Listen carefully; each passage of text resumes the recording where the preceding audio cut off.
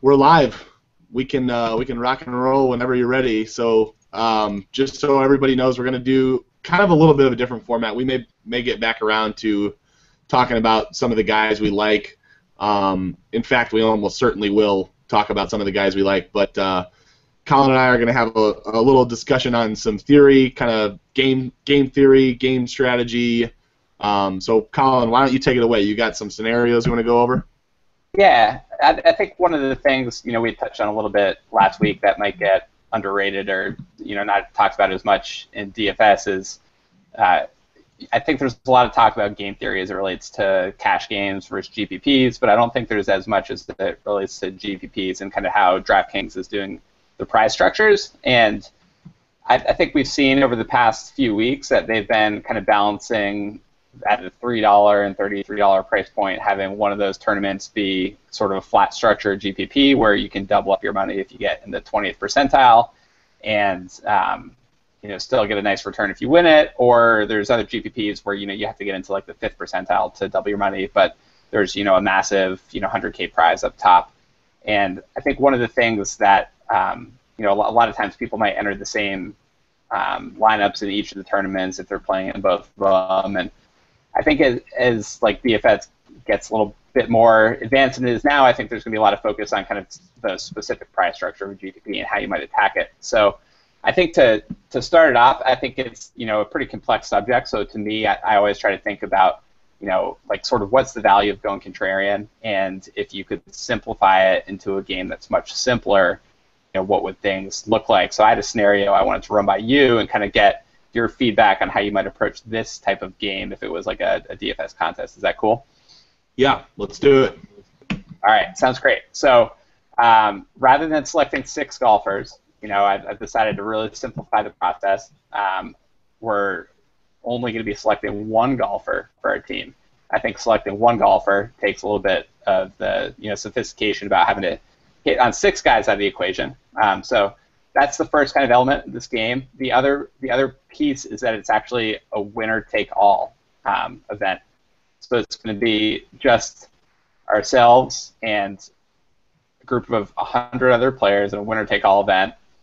And there's actually only 4 golfers who are playing this week.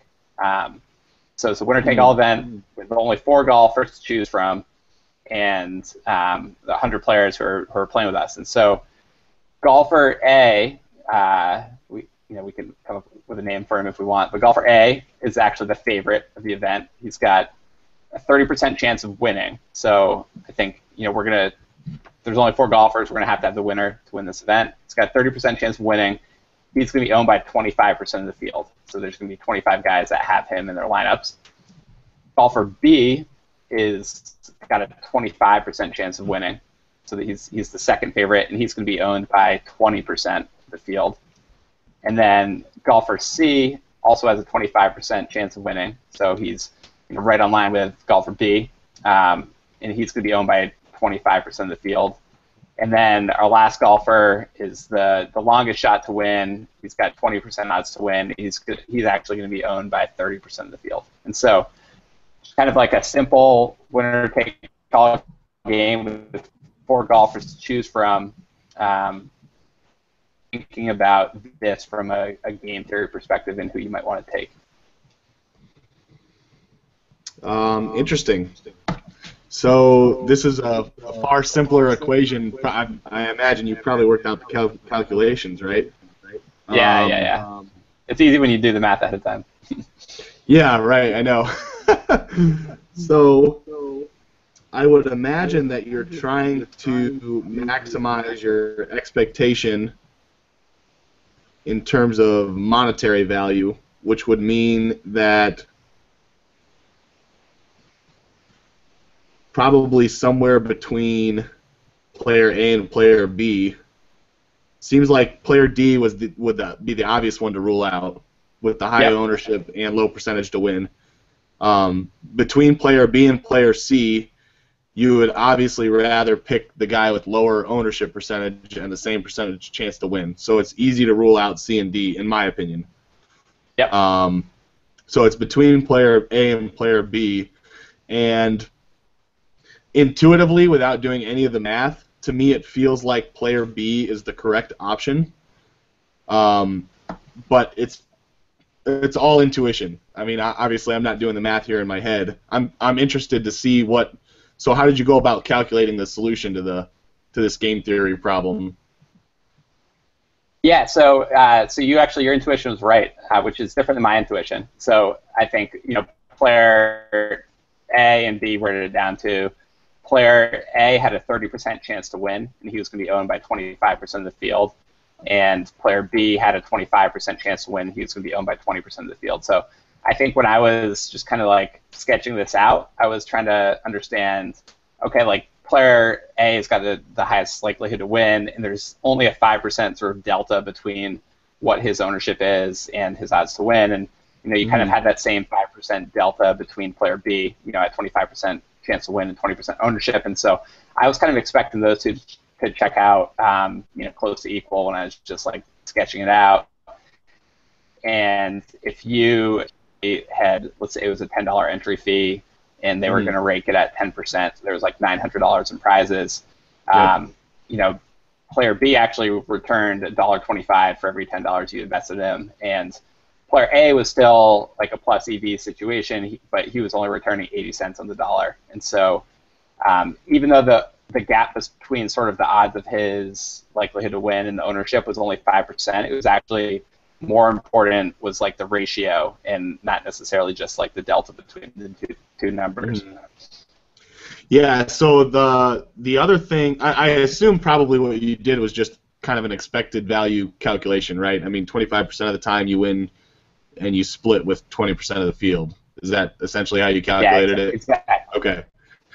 So the question I have for you is, how does the scenario change knowing that in a real GPP tournament, it's far more unlikely for you to split the result?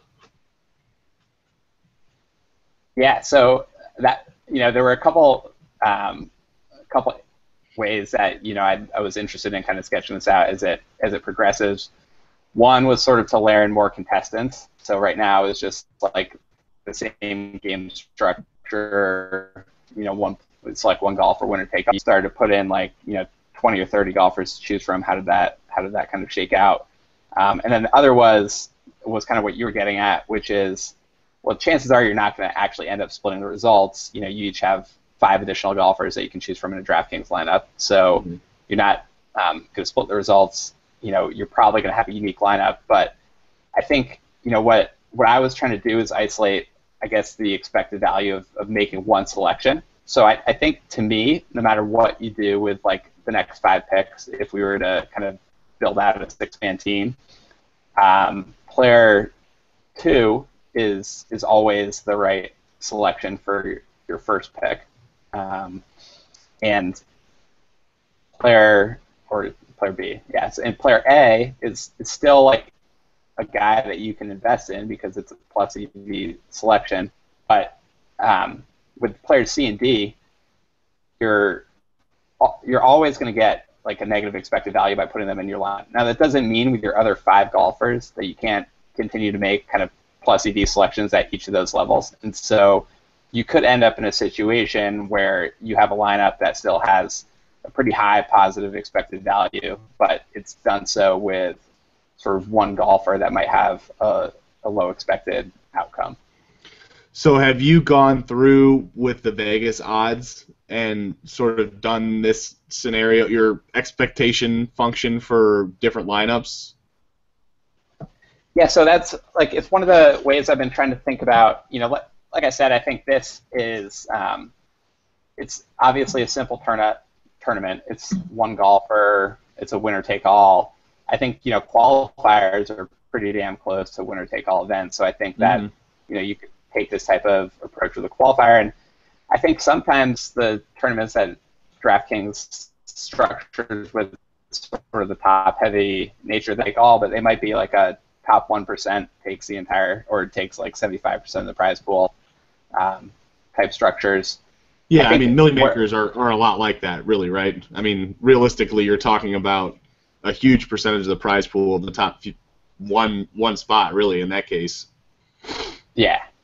I think where it gets a little more complex is as you start to flatten out the structure and you start to have, in this example, we knew what the golfer had to do for him to sort of pay off his like salary, so to speak. Like he had to be able to win the event. But in a more balanced GPP, he might not have to. If your other golfers perform, he might not have to do that well. Like maybe even if you're paying for one of the top guys, maybe it's a top 5 finish or top 10 finish, and as long as your other guys succeed, it becomes a lot kind of wider of a distribution of outcomes that might be successful. But it is something that I've been trying to think about, especially as if I'm going to put a lot of money into the more top-heavy structures. The first piece of it to me is like trying to understand for a given price point what it is that he might have to do. So like a good example this week would be like Jordan Spieth, $12,800 on DraftKings. If you don't adjust the odds at all, he's got like a 45% chance of top 5 according to the offshore kind of books, and a 14% chance to win. I think if you just try to like normalize those down a little bit to take out the juice, it's like a 10% chance to win and like a maybe 35% chance at a top 5.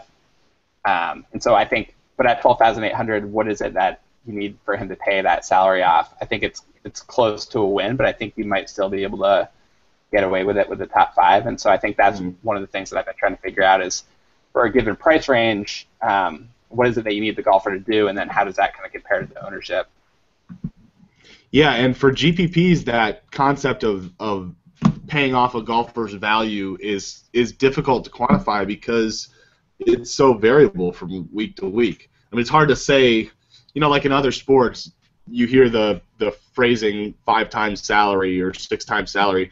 It's difficult to do that in PGA because the course can change, the field can change. I mean, there's so many variables that go into this from week to week that change sort of the playing field that it's hard to say for a golfer to meet value is X number of points.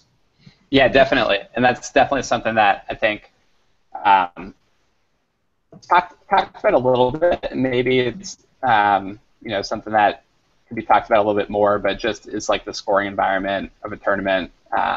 Easiest example will be the U.S. Open when it's played this summer, where the winning score might be 6 or 7 over par, and all that's going to matter is kind of capturing some of those finish bonuses on DraftKings versus if you're playing like the Franklin Templeton shootout and the winning score is going to be like 25 under, then you might not even need the winner. It's going to be much more important to get kind of 6 of 6 guys through the cut and be making birdies all weekend. Yeah. Well, and the other important distinction in your game theory example here is that in all likelihood, player D is much lower in salary too. I mean, so it's easy to rule them out from a simplified kind of game theory example. But player D oftentimes is that 6,400 guy who, has some other type of value. Not necessarily his value to win, but his value in terms of his expectation compared to his salary.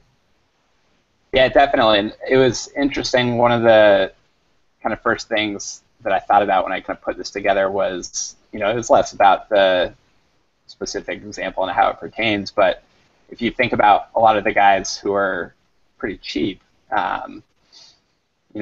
might, the guys who are below $7,000, even the average guys might make a top 20 and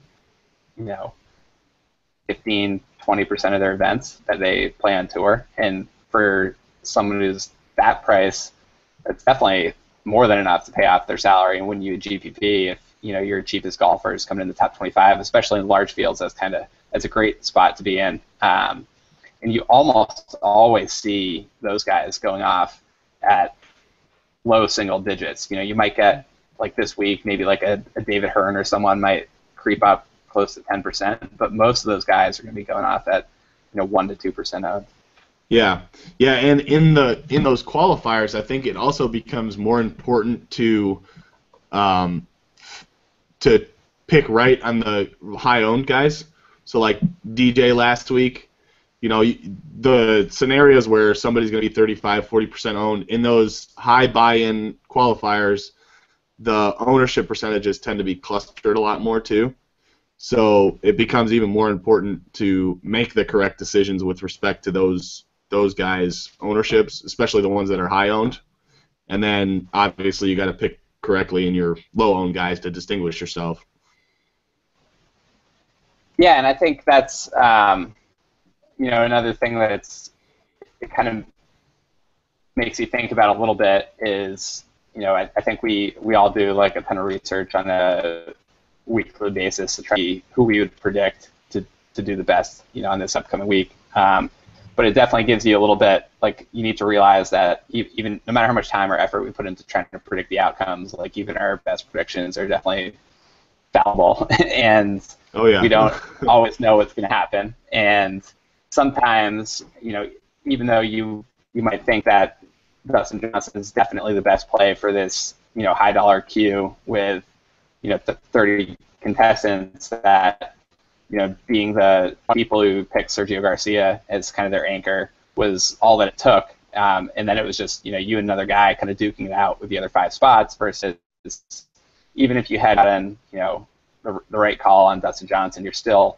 kind of battling 10 other people or 20 other people, with the rest of your roster. And so I think it's definitely something that I've been trying to be a little bit more conscious of is, I'm not able to, with a crystal globe, predict the outcome of every golf tournament. So if I'm even remotely close between 2 guys and I see someone who's going to be vastly underowned, then giving that person kind of a hard look for my GPPs. Yeah. And so kind of getting into this week a little bit, I'm taking a look at a $100 GPP this week. So I think one of my biggest decisions this week is to play or fade Matt Kuchar, because realistically, we've all heard him talked about all week. What do you think his ownership is going to be? I would expect it to be 30 plus, probably, in some of the higher buy-in stuff. Yeah, I was thinking that high 20s, and so I could definitely see, depending on the buy-in or the tournament or who decides to enter it, like, it could definitely creep above 30. But back-to-back finishes in the top 5. He's got a good track record here. I think the fact that Zach Johnson has basically the nuts for course history might keep it in check a little bit, but yeah, I hope you're right. I think it's a mistake to play Zach Johnson, in my opinion, this week, just because he hasn't been there this year. I don't know if it's been his club switch or what, but I've made the mistake of rostering him in similar situations this year, and I think to me, it feels like a fade until further notice. So what about some of these other guys at the top? How about so I guess do you have any other scenarios you want to roll over? No, I think we can kind of use some of that as like a framework. I think, like I mentioned, is trying to think about, like, first, like, what does someone need to do at their price? So I think when I'm looking at, Spieth, Adam Scott, even Kuchar, I'm probably looking for top 5 if I'm in a larger field GPP, maybe a little bit worse than that if it's a smaller field. Then kind of comparing that number to sort of their ownership. And so I think Adam Scott's going to be interesting. He's done well here in the past, but I think a lot of the talk kind of circulating is, it's a lesson driver course, right? It rewards great approach shots. It's a course that people like Zach Johnson, Chris Kirk, Matt Kuchar have done well at in the past. I think driver is definitely like a big advantage for Adam Scott, but if you completely add the equation, he's still one of the best guys, approaching the green. And so I think it would be a little bit of a mistake to completely overlook Scott, but I think it's possible that some people might, just given how hot Kuchar's been, and then sort of the talk about it being like a less than driver golf course. Yeah, so I talked about this a little bit on our podcast with Kenny. The thing about Adam Scott, at least for my projections, so in my projections, there's something a little bit unique this week in that it's negatively correlated with driving distance. So the guys who have long distance off the tee are getting, I guess, a punishment, so to speak, in their projections. But The problem with that is realistically most of these guys, if they're sharp golfers, will club down. So, to say just because somebody, we've seen Jason Day, I've made the mistake on Jason Day where I've said, well, this isn't a bomber's course. Jason Day's a bomber. Well, he hits 2-iron all week and, and then plays to the rest of his strengths. I think Adam Scott is like that this week where, if he plays 3-wood off the tee, his tee to green game is immaculate. He's got what it takes. Obviously, he's got what it takes to win here because he's won here before, but he's also got what it takes to play on an accuracy, proximity, scrambling type course like this. Yeah, definitely agree, and I think that's something that makes him pretty attractive to me. I think he was attractive to me anyways, just the caliber of golfer he is. But if he is going to come in a little bit lower owned, I think that I would take Adam Scott versus Kuchar head to head on this course. Yeah, and Adam Scott will almost certainly come in lower owned, at least based on what I'm hearing and seeing and projecting. I would expect Adam Scott to be much lower than Kuchar. I like Kuchar a lot more for cash, though. What do you think about the distinction between cash and GPP for those two? I think that's tough.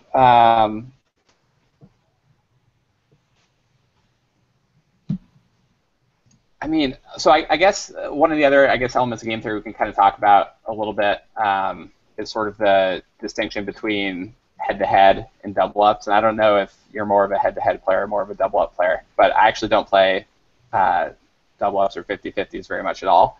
I play almost all my cash game action in head-to-head. And I think one thing that when I look at my head-to-head results, I have a very small kind of single-digit ROI and head-to-heads on the year, but I always look at the results on a week-to-week basis, and I've probably won 50% of the weeks and lost 50% of the weeks. In like a double-up environment, that's not going to make me any money, but on the weeks I'm winning, I've typically won like 75 or 80% of my head-to-head matchups, and on the weeks that I'm losing, I might be losing 55% of them. And so it's definitely like the way I've been constructing those rosters is not enough that it would beat a double-up game, but it is enough to beat 50 or a head-to-head game. And so I think for me, like I would play Scott over Kuchar in my lineups because I think he has more upside. I think his likelihood to make the cut's about the same. I just think he's a higher projected player, but I could understand the 50-50 mentality, knowing that Kuchar's going to be high owned, wanting that to kind of be like a safeguard in case he does go nuts and win the thing. I play mostly head-to-heads too. I very rarely play double-ups. Sometimes I'll play double-ups just to get a feel to look back at percentages in double-ups, but the tools that are out there nowadays are easy enough to find that stuff anyways. I find myself mostly just playing head-to-heads. But I think I would disagree with you, and the reason, I guess, my reasoning would be the alternate of your reasoning. So rather than upside, I think Kuchar's floor is higher than Scott's.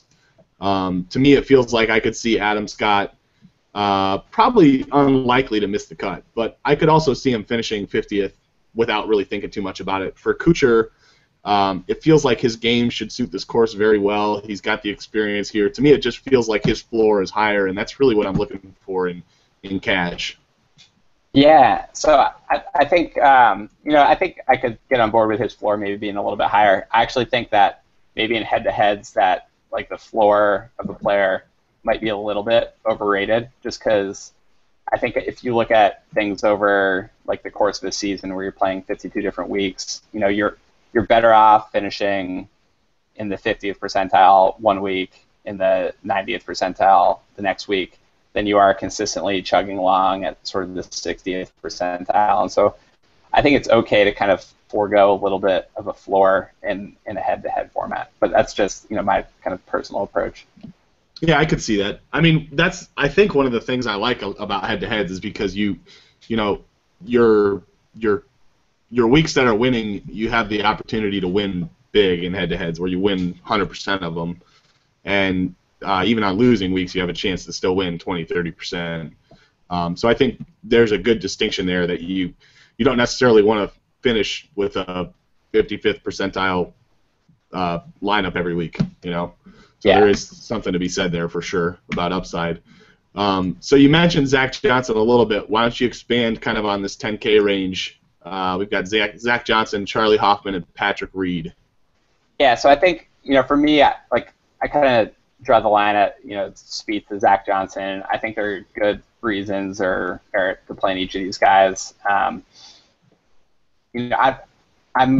probably more of like a course fit guy than I am a course history guy. I try not to just lean on it, but when I look at sort of the yardage of the holes and how Zach Johnson plays holes of that kind of profile over the course of 2015 through 2016, it definitely fits him really well. I think that Kuchar and Scott are pretty close on sort of holes that are set up like this. I think Spieth, like long term, is like a notch above the rest, but at the same time, you're also paying a significantly higher price tag, and so I think those are like my 4 favorite guys. But it feels like DraftKings has done a pretty good job pricing them, and I'm probably not gonna like win anything this week by differentiating maybe between those guys. I think moving down into Charlie Hoffman and Patrick Reed is where I don't have them rated as high.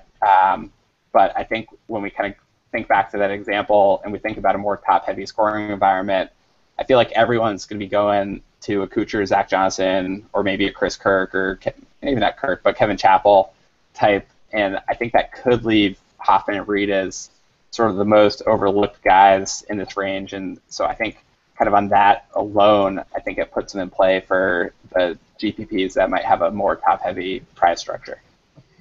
Yeah, I'm going to have all of the Patrick Reed. I'm curious. So you said Zach Johnson, kind of checks out statistically. Has that been the case for him the past, 2 or 3 weeks or so? So it was definitely the case. It was definitely the case last week. It didn't work out. Yeah, I mean, not that that's a reason we should rule him out moving forward, but I guess more on the narrative side, he just hasn't looked like Zach Johnson this entire year. We've seen little flashes, little short spurts, but I don't know. I guess it could be just completely variance and noise, and it could just be me reading into it too much. But I've been in the same boat where I've projected Zach Johnson well, and he's sort of checked out in a lot of ways, and just hasn't seemed right this year. But the guy that I'm going to have just tons of is Patrick Reed. He projects really well. He seems underpriced. He's going to be underowned. It's just one of those scenarios where everything is setting up for this low ownership sort of Patrick Reed week. And to me, I think he has winning upside. In fact, if I had to pick a winner, I think Patrick Reed would be it. Obviously, some of these higher guys have like we've seen Jordan Spieth and Adam Scott have sort of fallen back a little bit recently, but I like it. I like Patrick Reed. I like Patrick Reed in cash even. I know he hasn't had necessarily the consistent year we've seen him have in the past, but he's been making cuts pretty consistently for several years. So I really like Patrick Reed this week. He's going to be my highest owned guy. I may have him in 80+% of my lineups this week. Nice. I like the bold call. I was hoping we'd get a couple of those. Yeah, I mean, if you look at Reed's long term, going back to 2015, he's made cuts in 78% of his events. So I think one of the things that's interesting to me is if you look at his season-long stats or even year-to-date stats or anything like that, whether it's strokes gained or any of the traditional kind of greens stats, he doesn't pop out. Even strokes gained, he kind of looks like he's average. But if you go and kind of look at the week-to-week, he's definitely a guy whose upside is higher than most golfers. So you might look at his season-long strokes gained tee to green and see a player looks fairly pedestrian. But if you look at sort of his top 20th percentile finishes, they're as high as anybody's. And so he's definitely someone who could get hot and find his groove. And if he's on, his upside is in the top of his game is probably higher than a Kuchar, higher than a Charlie Hoffman. And so I think that's definitely a good call. And then it's nice, you like them this week regardless of ownership. And so then when you can get one of your favorite players, it's also going to be, one of the lowest owned ones. Those are kind of the best weeks that you can have as a DFS player. Oh, exactly. Yeah, and really, I like them enough anyways this week to pile on them, but this is the type of scenario where, all of this checks out, and then I look at course history, and if a golfer has really good course history after all of this, it's when I don't even think he's in my lineup 100% of the time. You know. Yeah, he's only played here a couple times, right? He's made the cut both times. Nothing crazy, nothing flashy, but been pretty solid. Yeah, I guess I just meant as an example, though. You know, like you go through all your research. I look at course history last, absolutely last. I don't really pay attention to it until I get into the podcast and I've got everything else done. I've sort of made my picks, and then, sometimes it makes me feel more or less strong about a pick, but most likely it's almost not being taken into account. In cash, I look at it a little closer, but Patrick Reed doesn't necessarily have that this week, but I guess just as an example, I meant, it really makes me want to pile all in. So let's drop down to this 9K range. You talked about Kevin Chappell. I think he's going to be incredibly highly owned this week. Everybody's kind of talking about him. He's gotten really hot. Seems like there's been an over-adjustment to recent form in a lot of cases this year. Do you think that's the case with Kevin Chappell, or has he turned a corner? Yeah, I think it's a little bit of an over-adjustment. He's playing really good golf right now, but a lot of that is because he's been driving the ball so well. And I think even if you kind of, especially from a DraftKings perspective, if you dig deeper into his performance as players, I think he holed out a chip or two for eagle. He made another natural eagle kind of putting. There's only going to be 2 par 5s. I think one of them is a 3-shot hole for absolutely everybody on the golf course. And so I think you're not going to be able to kind of count on some of that for the DraftKings scoring upside.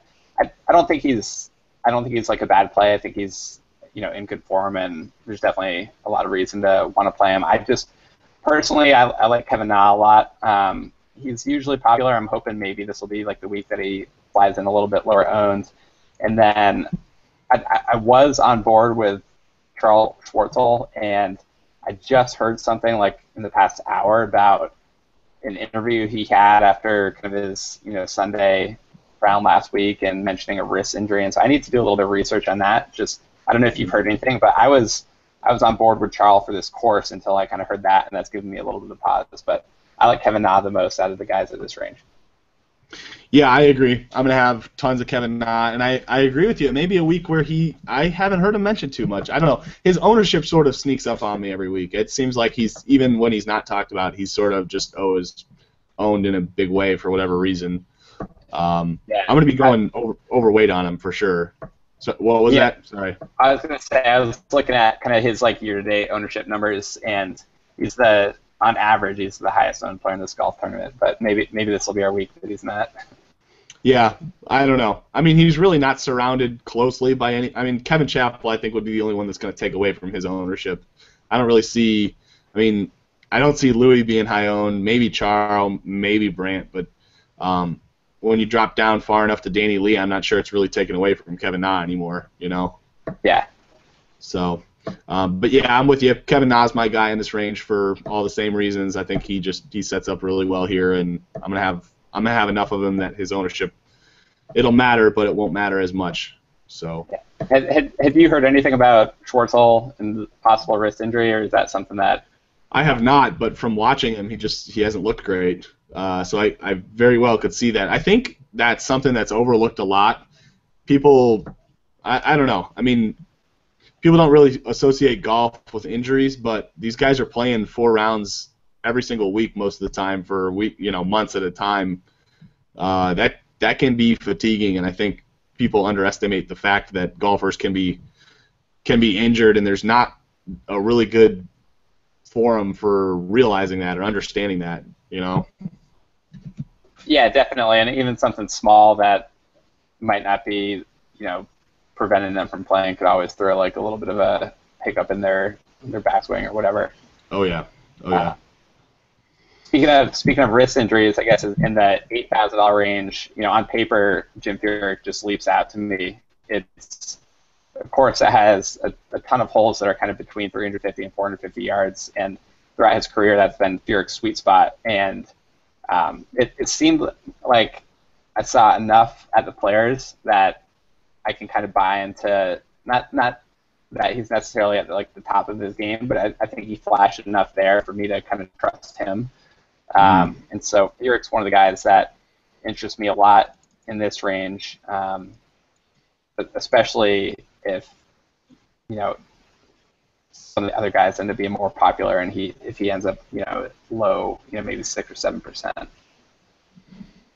Yeah, I agree. I talked about Furyk a little bit on our podcast this week too. I've been on him actually the last 2 weeks. I probably should have maybe given him a week, but I think that this is a scenario where even at 8,600, I don't love the fact that his price has jumped up so quickly, but I still think he, statistically, he doesn't really belong in this range with these guys, especially on this course and in this field. I'm not worried as much about the wrist injury. I watched back, the coverage the last couple weeks and tried to kind of, in my own way decide if he was fighting anything, and it really didn't seem like it. He's been off since September basically, so he's had plenty of time to recover. He's been playing golf in that time, so to me, I'm feeling good about Jim Furyk, and I'm definitely going to have him probably 25-30% owned maybe. So I'm not going to get off of him. I think until I start to see some sort of struggle or a re-injury or anything changes, I'll probably stay on him, especially at this price. The other guy I really like in this range there's two of them actually, Jimmy Walker and Ryan Palmer. To me, it feels like Ryan Palmer, in terms of ownership percentage, people are going to overreact to his meltdown last week on 18. He burned a lot of people. He was like 50% owned in cash last week, so I think that's going to keep people off of him in kind of a big way. And I think he's still got a decent upside, and there's no reason to think that he couldn't perform well on this course for the same reasons that he could perform well last week. So to me, I think I'm going to try and take advantage of a little bit of recency bias in terms of Ryan Palmer's ownership. And then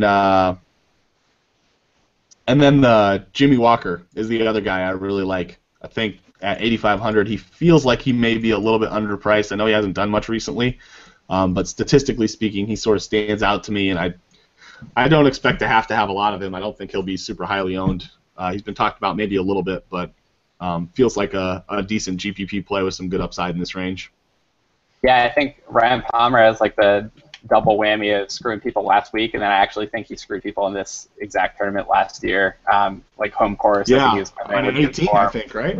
Yeah, so it there's definitely a sour taste in the mouths of a lot of people for Ryan Palmer.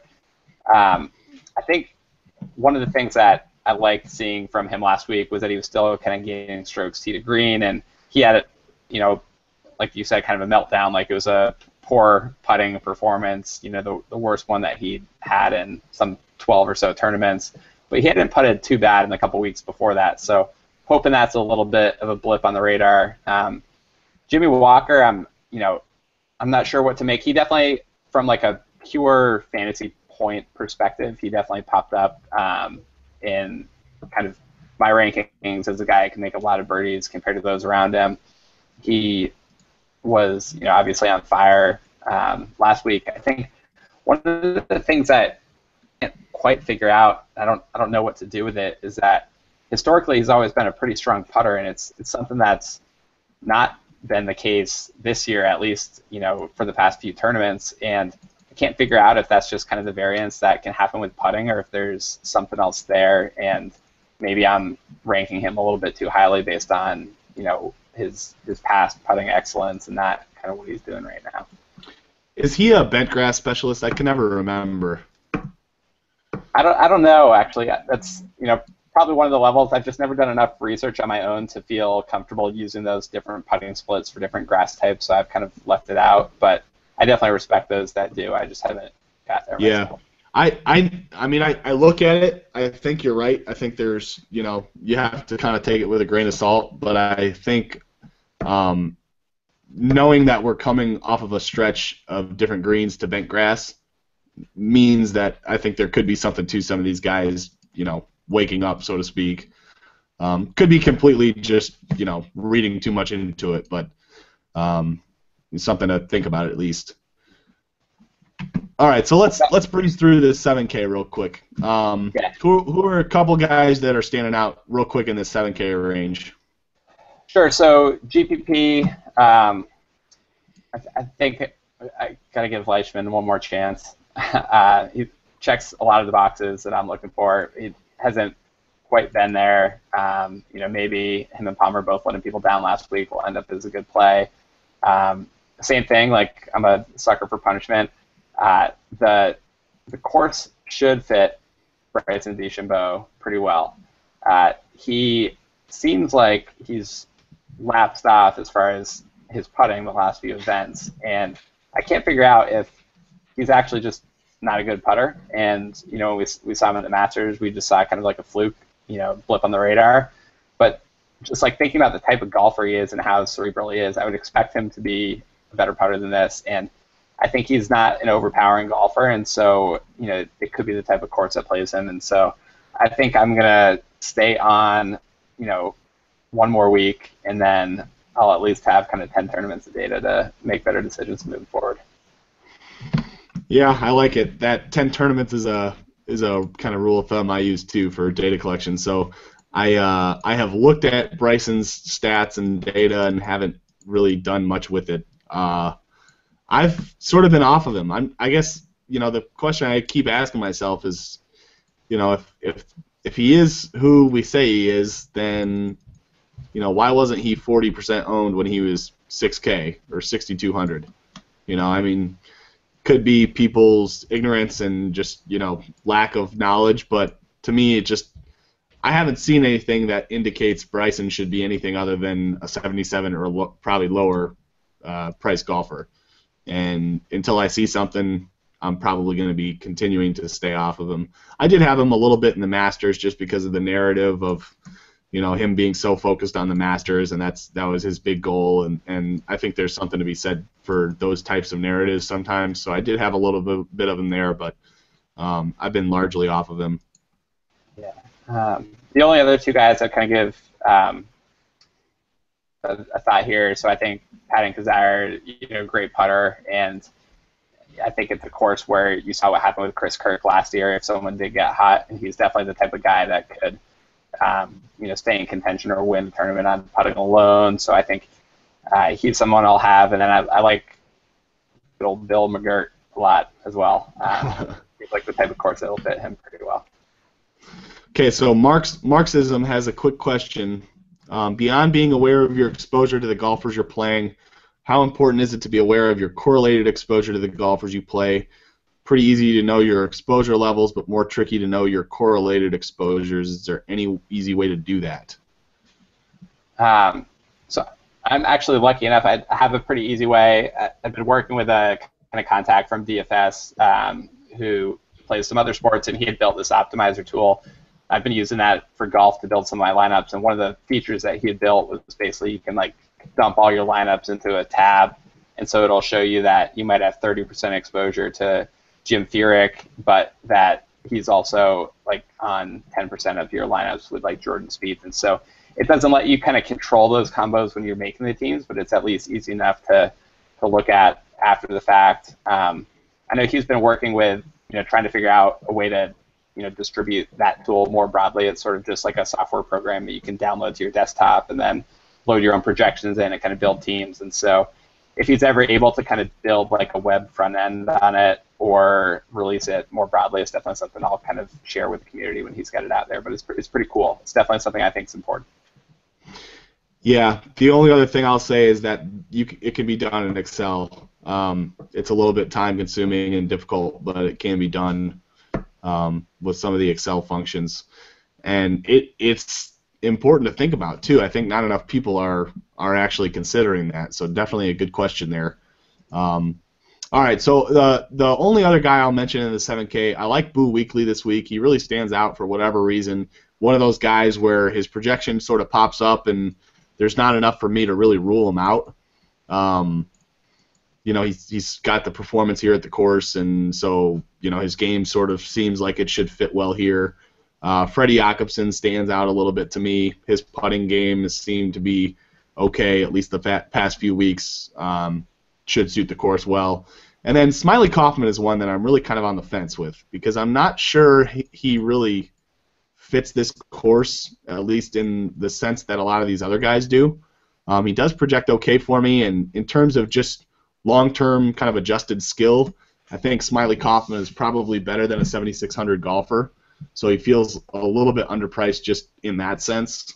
What do you think about Smiley Kaufman? Yeah, so I think long-term projected as a golfer, he's definitely more than 7,600. I think the reason he's priced there is because of the uncertainty around his wrist. And I think that will probably keep some golfers off him as well, some DFS players. And so I think definitely worth a long, hard look in a GPP. We could actually make a pretty good GPP team with, like, team wrist injury if we started with... I like it, yeah. Furyk and Kaufman. Furyk, all right, we'll do that at the end. We'll start with those two. We'll do that at the end after we get to this bottom of the barrel. Is there anybody else in the 7K you want to? No, I think that's good. I think there's some interesting options, kind of the 6K range. There's a few guys that I've at least kind of left on my radar for now. I think Scott Piercy is a good play for GPPs. I think he's the type of guy who can make birdies in bunches, and I think that's a big thing for a golfer who's kind of priced below this level. I think his odds are pretty strong from a Vegas perspective compared to those priced around him. You could argue they should be $500 or so more expensive. And then I think you kind of add in, like, the little bonus that, well, it wasn't a bonus for me because I had a ton of Piercy last week, but the bonus for other people who didn't like Piercy last week would be that, he burned some people last week, and now you get the same caliber golfer at a course that still suits him pretty well, and you're going to get him at a discount in both price and ownership. And so I think he's a good guy. 6K, and I also think, kind of long-term, Grillo is probably a guy that, in a year from now, we're not going to be looking at a $6,700 Grillo, and so I think he's, someone I'm looking at for GPP as well. Yeah, and he suits this course, I think, fairly well. His game does. So I one guy I skipped, actually, he's at 7K that I want to talk about is Daniel Summerhays. He's actually kind of turned around recently. He's been very, very good the last 3 or 4 events he's played. Doesn't really have any kind of elite course history here, but his game should really suit this well. His price and ownership have sort of dropped, kind of trended downward. So I think as a GPP option, he feels like a pretty good, solid GPP play. Not anybody I'll be going all in on, but I feel fairly confident knowing that his game has sort of been on the upswing, and that statistically he projects here fairly well for me. Getting down into the 6K range, the guy I like the most down here is actually Will Wilcox. His projections for the first time all year really have stood out pretty significantly. So I know there's been a ton of Will Wilcox hype, and I haven't really been on it probably as much as a lot of other people, but this is a week where I think, to me, he makes a lot more sense than he has in some of the weeks past. So I'll be pretty heavy on him, I think. You mentioned David Hearn. I'll have a little bit of him. I think he'll be pretty popular, though, so I may pivot off of him actually kind of late onto Sung Kang. What do you think David Hearn's ownership is going to be this week? Yeah, I haven't gotten, like, the best read on it. I like both Canadians down here, or two of the Canadians down here, I guess. I like Hadwin and Hearn. I was thinking that it was possible that Hadwin might be the more highly owned of the two, but maybe I'm off there. And so I was thinking maybe that if people are playing Hadwin, that maybe Hearn would fly a little bit under the radar. But I think they're both two kind of comparable golfers, and I think they're both fine plays to this price. Yeah, I agree. I'll have both of them probably. Like I said, I may pivot off of Hearn, but haven't decided yet. I would expect Hearn to be probably just under 10%, but kind of pushing that boundary. Just kind of a guess, but yeah. So is it? I've probably played. I was going to say I've probably played Sung Kang definitely more than your average DFS player, probably more than any DFS player should throughout different points this year. I feel like it's not quite the course for him. He's definitely a guy who can make some birdies, and he always seems to pop in kind of my raw projections, but I've just been off him a little bit lately, and I think I've had enough kind of punishment from him. I'll look for it from somebody else down here in this price range. Yeah. So anybody in the kind of 6K and below range you're looking at? Yeah, the only two guys that are still left on my list are Siwoo Kim and Johnson Wagner. I think, they're kind of there primarily to get exposure. If I want to get a lot of exposure to Spieth and Adam Scott, you definitely need some cheap guys to fill out the roster. I don't think there's a huge difference between, like a Siwoo Kim and some of the guys who are priced like $1,000 more expensive. And so, Johnson Wagner are guys that I'll definitely have a little bit of exposure to. Yeah, the Siwoo thing is kind of concerning me. I mentioned him. I mean, we record our podcast early we record it really like on Monday, so like Monday afternoon, evening usually. And I mentioned him on there, but I'm not sure I'm willing to have enough of him to benefit if he does well now, because I think he's going to be pretty popular. I mean, I've heard him mentioned a lot, so he's clearly underpriced. I mean, I think that's the big deficiency that everybody is noticing. So, if he's around 10% or something, I don't know that I really want to have any more than than 10%. So I may end up swapping off of him as well. Yeah, and I think there are some.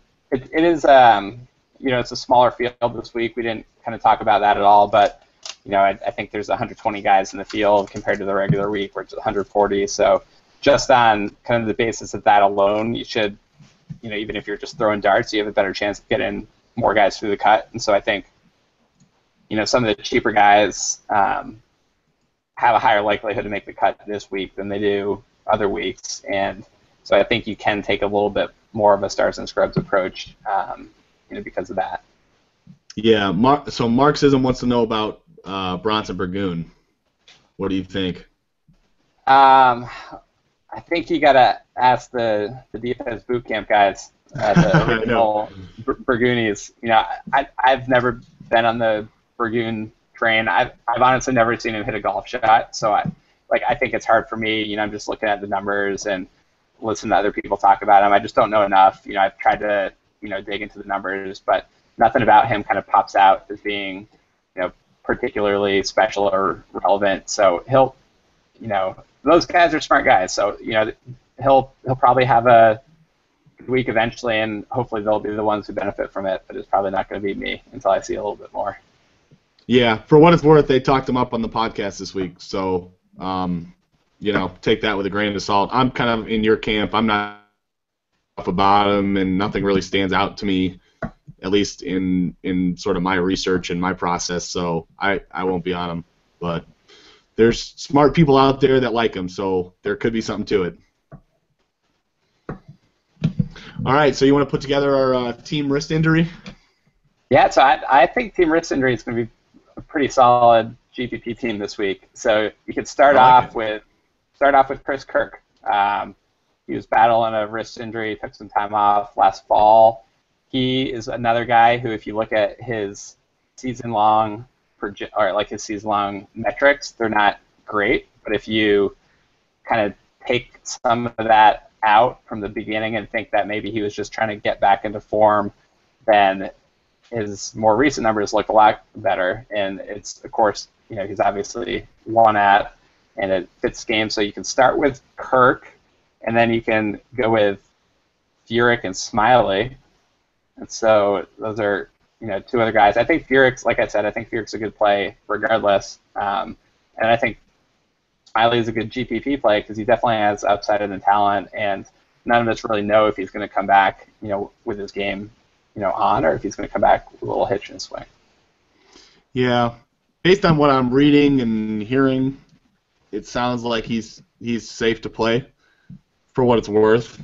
But I agree. I think people will be kept off of him a little bit. All right, so those are the three guys I've heard of having wrist injuries. So we're gonna have to really stretch our minds here on the last few guys. Yeah.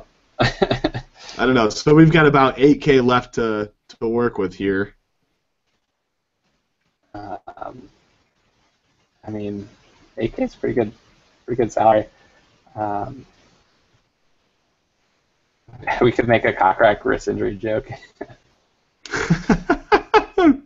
Oh man. So 8K, I mean, I don't think we're going to find any other guys with a wrist injury. If anyone is going to have one, Steve Stricker's probably the most likely to, because he's pretty old at this point. He's got to be fighting something off. But yeah, but I hate him this week, so let's not do that to ourselves. Yeah, so with 8K, I think, right now it seems like we've got like a pretty balanced start to the roster. I think it might make sense to. It sounded like we both like some of the guys who are cheaper, so it might make sense. I don't know if you want to grab one of the cheaper guys down low, and that would give us some money to kind of find some upside up top. Yeah. Let's see.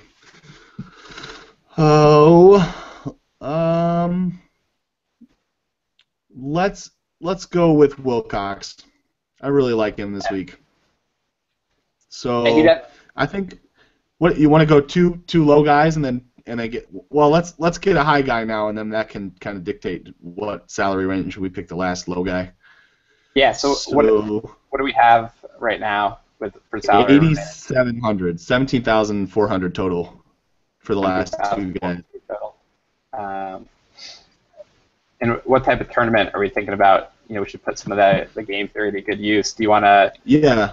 So let me. I'm going in the $2 one here, and the payout structure is pretty flat. So it's going to be 225 out of the 1,150 entries are going to get paid, and then up top it's $250 out of the 2,000 guaranteed to the winner, 150 and then 110. So it's really a flat payout structure. Yeah. So I'll give you two choices. One, I probably know which one you're going to go with, but I think first choice would be going with Adam Scott, who's one of my highest projected golfers, and I think has the potential to win. Probably one of the lower ownership courses might find him on, and then the other one I think is Patrick Reed, who frees up a little bit of salary. I know we had mentioned him as more of a contrarian play, but I think we both like him a little bit. And then I think, of the guys up here, he's hopefully going to be one of the lowest owned ones. And so I'll kind of let you choose between those two guys as our anchor. So here's the thing about Patrick Reed that's kind of interesting. He presents this kind of unique scenario where he's good in GPPs because he's really low owned, but he also is a consistent golfer. So to me, this feels like a really good flat payout structure type of play where, his upside is there, his floor is pretty high, but he's also going to give us an advantage because of his low ownership. Does that make sense? Yeah, it does make sense. And then I also think, he's saving us, $1,300, and so that should, if we're looking with the next guy, we probably just want someone who's going to be a cut maker who's going to play on the weekend and make us some birdies on the weekend. And so being able to save that money should substantially, probably by like 10% or so increase the likelihood that our next guy will make it through the cut, whoever that is. Yeah. All right. So we've got 7,400 left to play with. 7,400. How about I'll give you two options this time. Okay. Okay. So we can go with either Boo Weekley or Harris English. It's a pretty tough decision. Yeah, that is a tough decision. I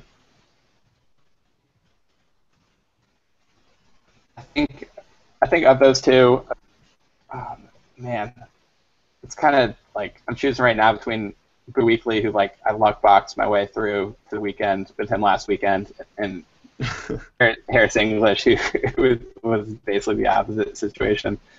I think of those two, just looking at the numbers and thinking that, over the past year, he's made 67% of his cuts on tour compared to 47% from Boo. I think they both kind of, to me, were profiling a little bit similarly. So I think I would probably go with Harris English. All right, let's roll with it. I don't mind it. I like Boo this week, but I think you're spot on with the way you're thinking about it because the two of them, when you sort of like look at them in a matchup, seems like Harris English should be the one that wins that. Yeah, it's definitely tough. I mean, the odds makers like Boo a little bit better, and I don't think you can go wrong with either guy. Yeah. Alrighty, so we got our GPP lineup in. We got our theory discussion out of the way. We've rolled through the guys. I think it was a good week. Is there anything else we missed? Any other topics you want to cover?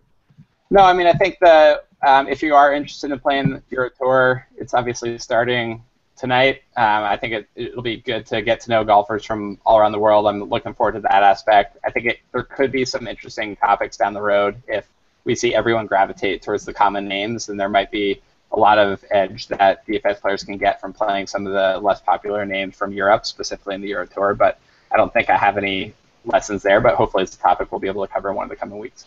Yeah, Miguel Angel Jimenez is going to be the indicator for me this week. If he's like 20% owned, I'm going to be piling into the Euro Tour because I think he's the guy that gets covered in the media doing all the crazy stretches. You see him in Golf Week and stuff. Like, I think he's going to be a good indicator of whether we've got a fishy scenario on our hands or meaning a bunch of new players that don't know who they're looking at versus people who have been following the Euro Tour. So that's going to be my gauge. I told myself that when I started entering quarter arcade entries. It's like, okay, here's how I'm going to know.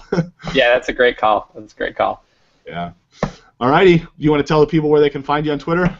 Yeah, I'm just at DrewB417 on Twitter. I'll have the weekly ownership files out this week. Maybe I'll even do a Euro Tour ownership, depending how late I stay up tonight. Awesome. Yeah, you guys can find me on Twitter at Brad Messersmith, Messer Smith.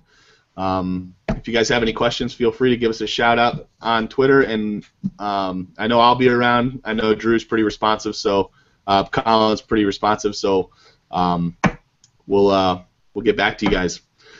Yeah, good luck this week, everybody. Yeah, thanks for watching.